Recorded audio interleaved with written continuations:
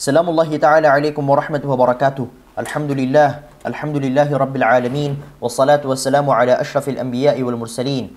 Sayyidina wa nabina maulana Muhammadin bil qasimil amin. Wa ala alihi wa sahbihi ajma'in. Subhanaka la ilma lana illa ma 'allamtana innaka antal alimul hakim. Amma ba'd. Qala al-mu'allif rahimahullahu ta'ala wa nafa'ana bihi wa bi'ulumihi fid daraini amin. Al-hadithu tsalits asyar. Alhamdulillah kita sudah memasuki hadis yang ke-13 dan lagi-lagi ini adalah hadis yang sangat pendek. Dari kemarin-kemarin rata-rata akhir-akhir ini hadisnya memang pendek-pendek ya. Da'ma yaribuka ila ma la yaribuk. Min husni islamil mar'i tarkuhu ma la ya'nih. Dan sekarang hadis ini la yu'minu ahadukum hatta yuhibba li akhihi ma yuhibbu li nafsihi. Dan memang begitu. Sabda-sabda Rasulullah sallallahu alaihi wasallam itu mayoritas hadisnya pendek, ucapannya pendek, tak gitu. Tapi maknanya serat makna. Dan sekalipun ada hadis yang panjang, ketika teman-teman nanti menemukan hadis yang panjang, sabda Rasulullah itu rata-rata pendek-pendek. Yang bikin panjang itu adalah cerita proses Rasulullah kapan ngomong begitu, proses sahabat sebelumnya seperti apa, ucapan para sahabat bagaimana, komentar para ulama terhadap hadis itu seperti apa. Tapi rata-rata hadis Rasulullah itu pendek. Pendek. Masya Allah, tabarakallah. Keren banget Nabi kita ya. Ukhuwatul imani wal Islam. Persaudaraan yang dibangun atas dasar iman dan atas dasar Islam. Saya baca hadisnya dulu. Seperti biasa. An Abi Hamzah Anas bin Malik radhiyallahu anhu khadimi Rasulillah sallallahu alaihi wasallam an Nabi sallallahu alaihi wasallam qala la yu'minu ahadukum hatta yuhibba li akhihi ma yuhibbu li nafsihi. Rawahu al-Bukhari wa Muslim. Dari Abi Hamzah, dari Abi Hamzah. Siapa Abi Hamzah? Anas bin Malik radhiyallahu an. Siapa Sayyidina Anas? Saya lanjut sampai sini. Khadimi Rasulullah sallallahu alaihi wasallam. Pembantunya Rasulullah. Saya tegaskan sekali lagi, pembantunya Rasulullah. Khadim itu artinya kan pembantu. Pembantu itu kalau kita kembalikan ke asalnya, masyarakat pada umumnya, bukan berarti saya merendahkan profesi pembantu, enggak. Masyarakat pada asalnya itu memandang sebelah mata profesi pembantu. Tapi ketika pembantu ini, khadim, disandarkan pada sosok yang dimulia, maka pembantu yang awalnya dianggap sebelah mata, maka posisinya begitu luar biasa. Contohnya apa? Khadimu Rasulillah. Pembantunya Rasulullah. Siapa Anas? Khadim, pembantu. Oh, pasti orang gitu. Tapi ketika disebut khadimnya Rasulullah, hah? Langsung gitu kan? Kenapa? Karena disandarkan kepada Rasulullah. Segala macam sesuatu yang sifatnya buruk, tapi ketika bukan buruk. Astaghfirullahaladzim. Nas'alullah salam wal afiyah. Segala macam sesuatu yang dipandang sebelah mata, tapi apabila ianya disandarkan kepada Rasulullah yang begitu mulia, maka sesuatu yang sebelah mata tadi itu akan dianggap mulia. Kemarin saya menyebut Sayyidina Abu Hurairah sebagai apa? Itu bahasa saya saja. Ekornya Rasulullah. Ekor itu kan kalau kita pandang itu sesuatu yang tidak baik kan. Tapi ketika saya sandarkan kepada Rasulullah, ekornya Rasulullah begitu luar biasa. Khadimi Rasulullah sallallahu alaihi wasallam. Jadi Anas ibnu Malik ini ketika beliau berusia 10 tahun dibawa oleh ibundanya. Siapa ibundanya? Ummu Sulaim. Ummu Sulaim ini datang ke Rasulullah. Ya Rasulullah, ini saya punya anak namanya Anas. Saya serahkan ini kepada engkau. Terserah engkau akan gunakan dia sebagai apa, terserah. Akhirnya dari usia Sayyidina Anas radhiyallahu an 10 tahun sampai Rasulullah wafat, akhirnya Sayyidina Anas digunakan oleh Rasulullah sebagai khadimnya. Selama berapa tahun? Selama 10 tahun. Kok saya tahu? Karena berdasarkan hadis dari Sayyidina Anas radhiyallahu an, khadimtu Rasulullah sallallahu alaihi wasallam 10 sinin. Saya pernah membantu Rasulullah, menjadi pembantunya Rasulullah selama 10 tahun. Jadi ketika Rasulullah sallallahu alaihi wasallam dicabut ruhnya oleh Allah Subhanahu wa taala dari jasadnya, usia Sayyidina Anas pada saat itu 20 tahun. 20 tahun. Kenapa? Karena dibawa oleh ibundanya Ummu Sulaim ketika beliau berusia 10 tahun dan beliau telah berhasil mengabdi selama 10 tahun. Total berarti 20 tahun. Ya 20 tahun, 21 tahun lah. Seumur saya, iya, saya sekarang 21 tahun. Dan Rasulullah Shallallahu Alaihi Wasallam pernah beberapa kali menginap di rumahnya Sayyidina Anas. Jadi ada hadis di dalam Sahih Muslim. Ini hadis yang saya senang banget. Ini hadis yang Allah kayak indah banget buat saya. Jadi suatu hari Rasulullah Shallallahu Alaihi Wasallam ini datang ke rumah Sayyidina Anas dan ketiduran di rumahnya. Dan setelah ketiduran, ibunda Ummu Anas yaitu Ummu Sulaim ini ngambil botol karena pada saat itu posisinya mungkin panas ya. Rasulullah ini berkeringat nih. Diambil oleh Ummu Sulaim menggunakan botol tadi itu dikerik. Jadi digini ini keringatnya Rasulullah diambil diam-diam. Terus Rasulullah bangun. Hah? Ma biki ya Ummu Sulaim? Ngapain Ummu Sulaim? Ngapain? Rasulullah bilang begitu. Ya Rasulullah, ini saya lagi ngumpulin keringatmu ya Rasulullah. Buat apa? Di dalam satu riwayat dijelaskan, ya buat parfum, karena kami tidak menemukan parfum yang jauh lebih wangi aromanya dibandingkan keringatmu ini ya Rasulullah. Di dalam riwayat lain, kami biasa mengusap keringatmu ini di atas kepala anak-anak kami sebagai wujud keberkahan bagi mereka. Subhanallah. Indah kan? Terus, kembali lagi ke cerita Sayyidina Anas. Ya Allah, ya Allah, ya Allah. Ya Allah. Keringatnya Rasulullah loh.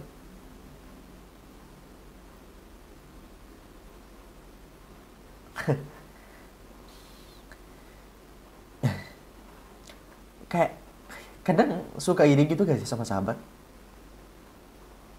Sahabat itu stres dikit misalnya. Bayangin kita lagi stres gitu kan. Stres, bener-bener posisinya lagi gak bisa ngapa-ngapain nih. Pas Sallallahu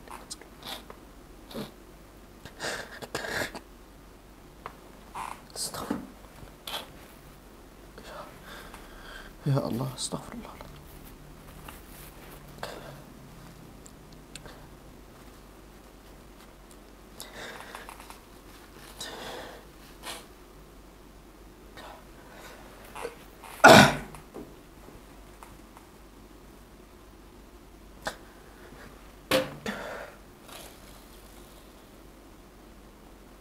Oke, bismillah.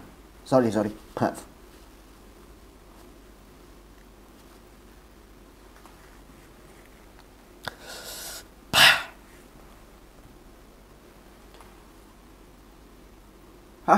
Kapan-kapan aja lah saya bahas. Udah cukup.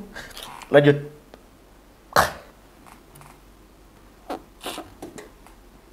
Bismillah. Alhamdulillah.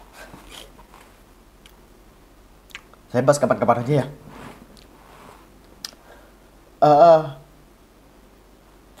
Sayyidina Anas Ibn Malik Ibn Nadhr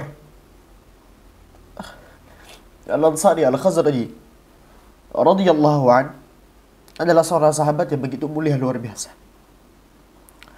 Beliau termasuk dari kalangan yang banyak meriwayatkan hadis. Dari Nabi sallallahu alaihi wasallam. Kemarin kita sempat singgung bahwasanya di antara para sahabat ada kira-kira 8 sahabat yang banyak meriwayatkan hadis Nabi sallallahu alaihi wasallam. Seperti yang pertama, Sayyidina Abu Hurairah. Beliau berhasil meriwayatkan 5.000-an hadis. Kemarin saya sebut berapa? 5.374 hadis. Yang kedua, Sayyidina Abdullah bin Umar. Beliau meriwayatkan 2.630 hadis. Kemudian ini, Sayyidina Anas bin Malik. Beliau berhasil meriwayatkan 2.286 hadis. Seharusnya lebih banyak, tapi yang telah sampai kepada kita dengan jumlah hadis yang seperti itu. Kemudian yang keempat, ada Ibunda Aisyah yang telah berhasil meriwayatkan 2.210 hadis yang telah sampai kepada kita. Allahu Akbar, ini adalah sesuatu yang sangat mulia. Nah, Sayyidina Anas bin Malik ini disebut-sebut oleh para ulama sebagai ashbahu orang yang paling mirip sholatnya dengan Rasulullah Sallallahu Alaihi Wasallam. Jadi ketika teman-teman mungkin hidup di kalangan para sahabat, siapa sahabat yang paling mirip sholatnya dengan Rasulullah? Maka jawabannya adalah Sayyidina Anas. Yang cara sujudnya, caranya, iya maklum, jadi pembantunya Rasulullah. Ngekor Rasulullah ke kanan, Rasulullah ke kiri, ya maklum lah. Kemudian beliau pernah dipanggil oleh Rasulullah Sallallahu Alaihi Wasallam. Ini ada di dalam riwayat Tirmidzi. Suatu hari Rasulullah Sallallahu Alaihi Wasallam memanggil Sayyidina Anas dalam keadaan bercanda. Ya dzal udhunain. Yang punya dua telinga. Karena normalnya manusia kan punya dua telinga. Terus Rasulullah pengen ngajak bercanda kepada siapa? Kepada Sayyidina Anas. Ya dzal udhunain. Kamu yang punya dua telinga. Sini. Seakan-akan begitu. Kamu yang punya dua mata. Sini. Itu adalah salah satu bentuk bercandaannya Rasulullah Sallallahu Alaihi Wasallam dengan Sayyidina Anas. Dan Sayyidina Anas pernah berkata, selama aku menjadi pembantunya Rasulullah itu sama sekali gak pernah protes ke saya perihal apa yang pernah saya perbuat. Gak pernah Rasulullah protes. Disebutkan di dalam salah satu hadis, bahasanya saya insya Allah punya hadisnya seperti ini. Saya langsung cerita aja tentang hadisnya. Rasulullah pernah nyuruh Sayyidina Anas buat datang ke satu tempat. Wallahu a'lam apa suruhannya. Kalau gak salah surat ya, saya lupa. Untuk disampaikan kepada salah satu sahabat yang lain. Pas Sayyidina Anas berangkat, tiba-tiba Sayyidina Anas melihat ada beberapa sekumpulan sahabat-sahabat kecil yang lain itu lagi main. Pas lagi main, Sayyidina Anas ini tiba-tiba ikut main. Sama kayak kita lah. Kita kan pas masa kecil kan sering disuruh emak, disuruh abah gitu kan, buat berangkat kemana. Tiba-tiba ngelihat orang lagi main bola, terus akhirnya kita lagi main bola dan lupa sama disuruh sama emak. Sayyidina Anas waktu itu begitu, disuruh sama Rasulullah, terus akhirnya ngelihat beberapa sahabat yang lain itu lagi main, pas ternyata lupa kalau ternyata lagi disuruh sama Rasulullah. Terus Rasulullah datang dari belakang, kalau nggak salah lagi nutup mata Sayyidina Anas. Nutup mata Sayyidina Anas. Dan Sayyidina Anas langsung sadar kalau itu tuh tangan Rasulullah. Siapa yang nggak sadar itu tangan Rasulullah ya kan? Begitu lembut, luar biasa. Terus dilihat ke belakang, ya Rasulullah. Rasulullah ini nggak marah sama Sayyidina Anas. Rasulullah bilang, Anas tadi aku suruh apa? Oh iya, akhirnya Sayyidina Anas berangkat. Ya Allah, akhlak Rasulullah. Salawatu Rabbi wa salamu. Sallu ala Nabi Muhammad. Salawat, ayo salawat. Semoga dengar.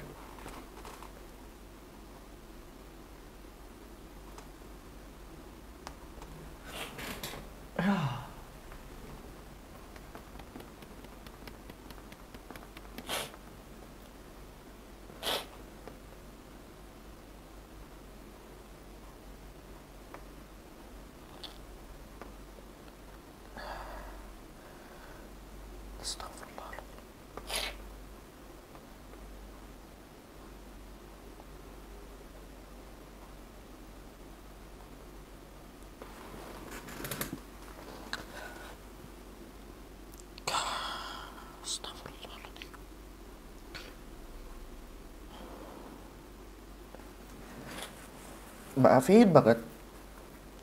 Jadi gak kondusif jadi kajian.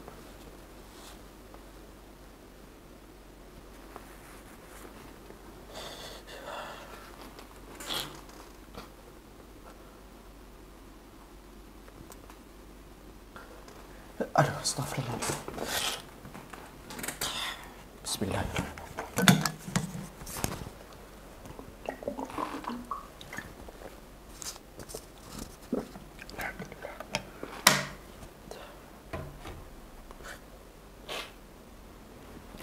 Iri rasanya sama sahabat ini.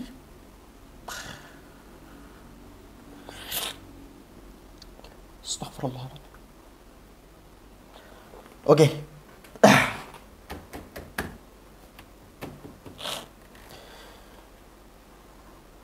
Oke, bismillah. Sayyidina Anas ini mendapatkan doa langsung dari Rasulullah Sallallahu Alaihi Wasallam. Apa doanya? Ini lagi nanti kita nih. Allahumma akthir malahu wa waladahu wa barik lahu fima a'taitahu. Ya Allah, perbanyak harta Anas dan anak-anaknya Anas, dan berikanlah keberkahan terhadap apa yang telah Engkau berikan kepada Anas. Jadi doakan oleh Rasulullah, ya Allah banyakin duit Anas dan kasih Anas anak yang banyak, dan berikanlah keberkahan yang begitu banyak terhadap apa yang telah Engkau berikan kepada Anas. Dan ternyata doa Rasulullah makbul. Sayyidina Anas ini anaknya banyak banget. Keturunan-keturunannya itu banyak banget. Bahkan waktu itu kalau nggak salah nyampe seratusan.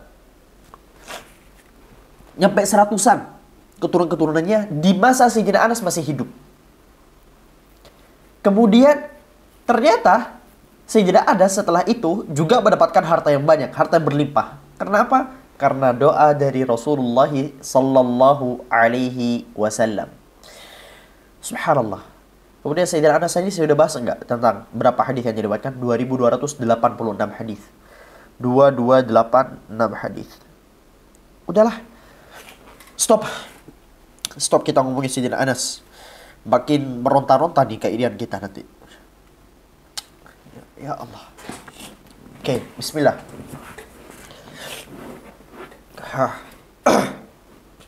Agi Nabi sallallahu alaihi wasallam qala, dari Nabi sallallahu alaihi wasallam beliau bersabda, "La yu'minu ahadukum hatta yuhibba li akhihi ma yuhibbu li nafsihi." Tidak beriman salah seorang di antara kalian sampai kalian mencintai saudara kalian sebagaimana kalian mencintai diri kalian sendiri.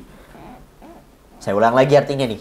Kalian tidak bisa disebut beriman kecuali kalian telah berhasil mencintai saudara kalian sebagaimana kalian mencintai diri kalian sendiri. Jadi, jangan sebut diri kamu beriman kalau kamu belum mencintai saya sebagaimana Anda mencintai diri Anda sendiri. Jadi, cintai saya sebagai saudara kamu, bukan sebagai yang gimana-gimana. Enggak. Cinta itu kan enggak melulu tentang pasangan laki-laki dan perempuan. Enggak, cinta itu hubungan ayah dan anak, saudara terhadap saudaranya, saudara terhadap saudarinya, saudari terhadap saudaranya. Pasangan ini juga termasuk. Dan yang saya maksud cintai saya, layaknya saya, anggap saya sebagai saudara kamu nih. Kenapa? Diwajibkan sama Rasulullah. La yu'minu di sini, nih ada bahasa Rasulullah nih. La yu'minu. Maksud la yu'minu di sini tidak beriman bukan berarti kalian tidak lantas hilang keimanan kalian. Tidak, tapi yang dimaksud adalah tidak sempurna keimanan kalian. Nah, begitu.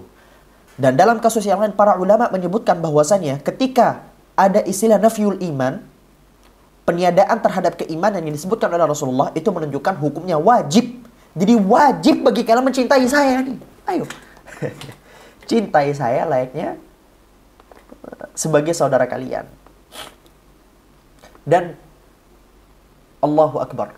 Rasulullah itu selalu loh, kalau misal teman-teman baca hadis-hadis yang banyak nih, yang berkaitan dengan ukhuwah, sering tuh Rasulullah itu mengingatkan kita untuk saling mencintai. Di dalam hadis yang lain, Rasulullah sallallahu alaihi wasallam bersabda, "La yu'minu ahadukum la tadkhulul jannata hatta tu'minu." Kalian tuh gak akan masuk surga sampai kalian tuh beriman. "Wa la tu'minu hatta tahabbu." Dari kalian gak bisa disebut beriman sampai kalian saling mencintai. Jadi cinta itu syarat seseorang disebut beriman. Dan beriman adalah syarat seseorang disebut bisa masuk surga. Ini secara logika ada disebut sebagai silogisme nih. Silogisme. Silogismenya apa? Nah, silogisme dari hadis tadi ya. Syarat masuk surga. Syarat masuk surga. Masuk surga adalah beriman. Ini premis A. Ini premis A ya. Ini premis A. Syarat masuk surga adalah beriman. Mohon maaf tulisan saya memang begini ya. Dari dulu saya selalu kena bully gara-gara tulisan saya begitu rapi. Syarat masuk surga adalah beriman. Kapan-kapan saya mau bikin satu tema. Temanya apa? Yaitu tentang bagaimana para ulama terdahulu itu tulisannya jelek-jelek. Akan saya kumpulkan tuh cerita-cerita ulama-ulama yang tulisannya jelek. Kenapa? Sebagai pembelaan untuk saya yang tulisannya jelek. Nah, ingetin saya nanti ya. Saya gak terima nih. Kalian ngejek tulisan saya, ingat banyak ulama-ulama yang tulisannya jelek.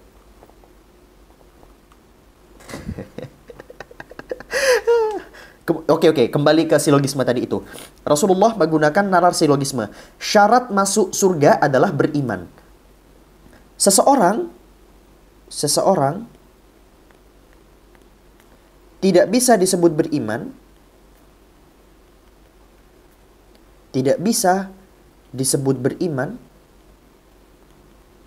disebut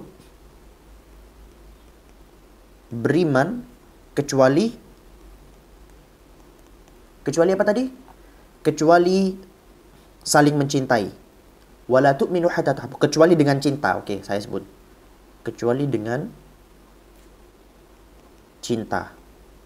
Nah, titik. Maka konklusinya adalah syarat masuk surga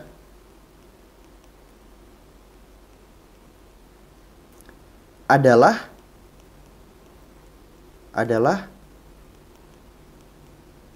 cinta. Tuh. Syarat masuk surga adalah cinta.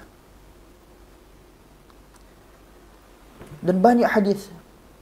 Salah satu dari 7 golongan yang akan mendapatkan naungan dari Allah Subhanahu wa taala, di mana pada saat itu benar-benar tidak ada naungan satupun kecuali 7 golongan tadi. Bayangin kamu nanti di padang mahsyar nih ya, matahari begitu dekat dengan kita, orang-orang sudah tenggelam dengan keringat-keringatnya, tapi ada 7 golongan yang mereka itu akan diberikan naungan oleh Allah Subhanahu wa taala. Siapa di antaranya? Wasyabun nasya fi ibadatillah, pemuda yang tumbuh mendewasa karena dalam keadaan beribadah kepada Allah, bla bla bla dan sebagainya. Salah satunya apa? Warajulani, dan 2 orang tahabba fillahi, yang saling mencintai karena Allah, ijtama'a alaih, mereka saling kumpul-kumpul karena Allah, waftaraqa alaih, dan saling berpisah juga karena Allah. Bayangin, ada orang yang mendapatkan naungan dari Allah karena apa? Karena bestinya. Dan disebutkan oleh para ulama banyak sekali kisah-kisah bahwasanya ada seseorang yang sebenarnya dia sudah masuk ke neraka, tapi karena temannya, syafaat pertemanan, ada yang disebut sebagai syafaat pertemanan, ketika seseorang masuk ke dalam neraka, ya, kemudian salah satunya masuk ke dalam surga. Yang masuk ke surga ini nanti akan mengadu kepada Allah, ya Allah, kenikmatan yang ada di surga ini belum lengkap ya Allah, kecuali saudara saya itu, besti saya itu masuk ke surga bersama dengan saya ya Allah. Maka tolong ya Allah, atas izinmu, atas keutamaanmu, tolong ya Allah, izinkan saya untuk membawa saudara saya yang tadi di neraka itu masuk ke dalam surga. Syafaat pertemanan. Syafaat pertemanan. Dan itulah pentingnya bagi kita untuk mencari teman yang baik. Teman yang baik.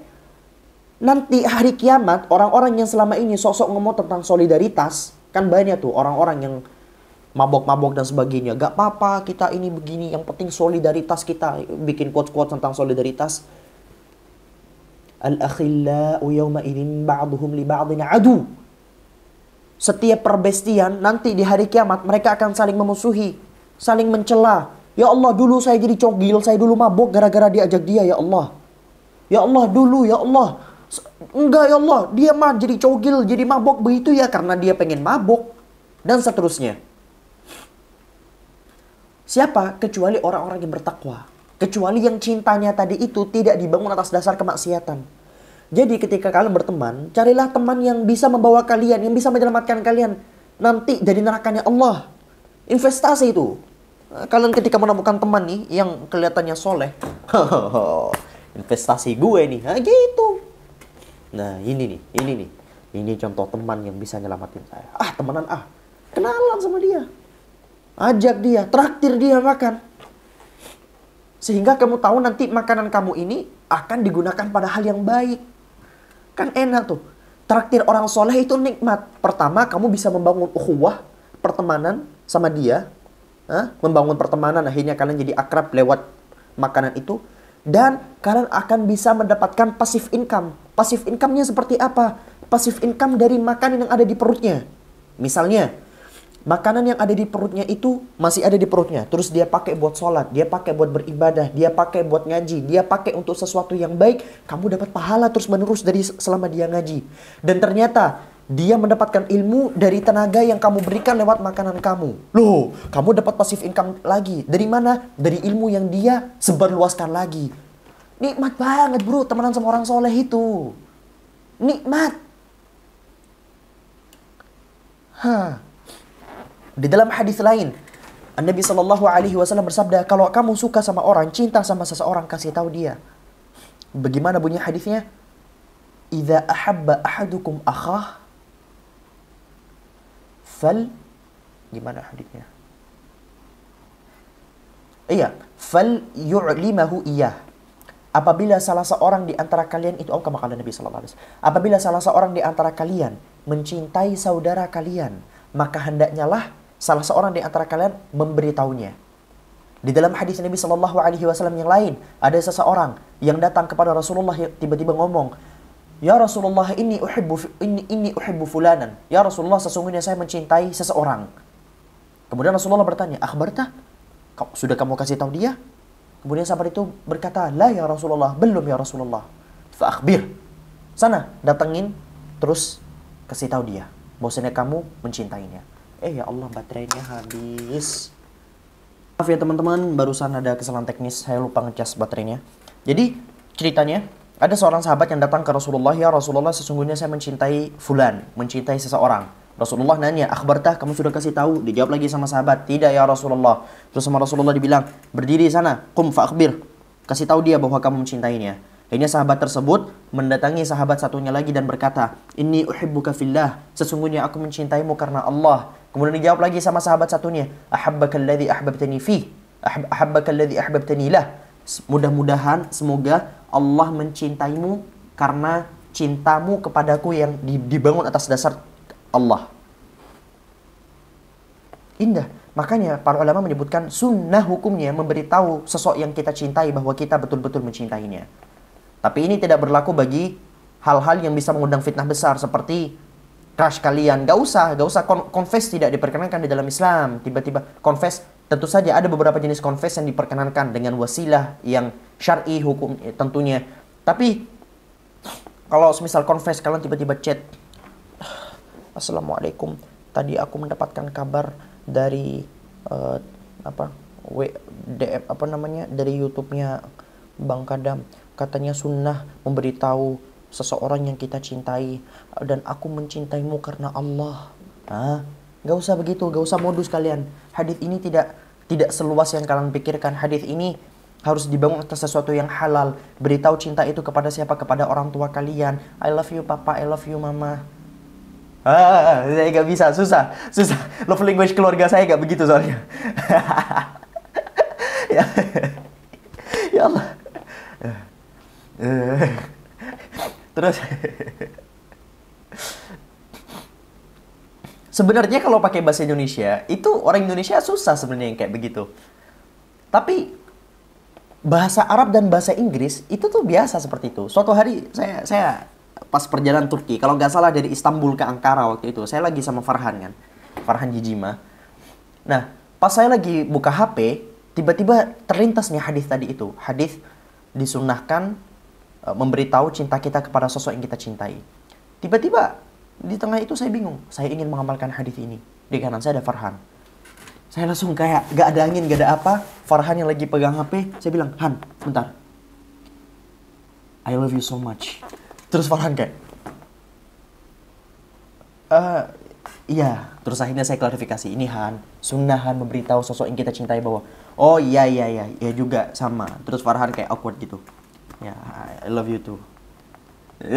Pokok awkward banget. Tapi kalau dalam bahasa Arab itu tuh biasa. Saya ketika bertemu dengan guru-guru, bertemu dengan sahabat-sahabat, terus bilang, "Uhibbukum fillah ya syekhana, nuhibbukum fillah." Terus, "Uhibbuka fillah ya akhi, uhibbuka fillah." Itu biasa. Tapi kalau bahasa Indonesia kayak, "Aku cinta kamu." Cringe. Aduh, geli. Mungkin bagi sebagian orang ini, tapi geli di saya. Tapi saya waktu itu pernah baca bahwa afirmasi dengan ucapan-ucapan seperti itu tuh benar-benar dianjurkan ya. Nah, dalam ranah psikologi itu benar-benar dianjurkan banget. Dan perlu maksain, walaupun orang-orang kayak saya ini mungkin ya, yang lumayan cringe dengan hal-hal yang seperti itu perlu dilatih. Bismillah. Oke. Rawahul Bukhari wa Muslim. Hadis tadi itu diriwayatkan oleh Imam Bukhari dan Imam Muslim. Subhanakallahumma wa bihamdika asyhadu an la ilaha illa anta astaghfiruka wa atubu ilaik. Mohon maaf dari tadi agak kurang kondusif. Wassalamualaikum warahmatullahi wabarakatuh.